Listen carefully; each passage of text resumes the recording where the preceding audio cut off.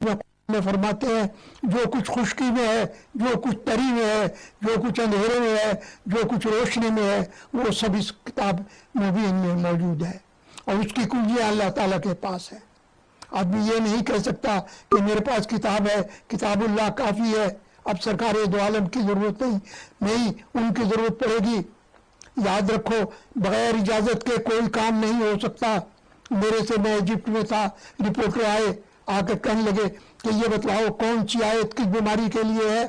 میں نے کہا کون پڑھے گا؟ پریزیڈنٹ سادات پڑھے گا، یا بیگن پڑھے گا، یا شریف مکہ پڑھے گا؟ پڑھنے کے ہر ایک کے اثرات الگ الگ ہوں گے، اور اجازت کے بغیر یہ کوئی کام نہیں ہو سکتا۔ پہلے اجازت تلاش کرو کہ پیر و مرشد ہو، یہ عالموں سے اجازت نہیں ہوا کرتی، اس کے لیے پیر و مرشدی کی ضرورت ہوتی ہے، جس کے ہاتھ پر بیعت ہو، یا وہ خود کسی کے ہاتھ پر بیعت ہو اجازت دینے والے، لیکن عالم کا راستہ نہیں، یہ درویشی کا راستہ ہے۔ بس یہ میں ایک پیغام آج کا، یہی کافی ہے میرا۔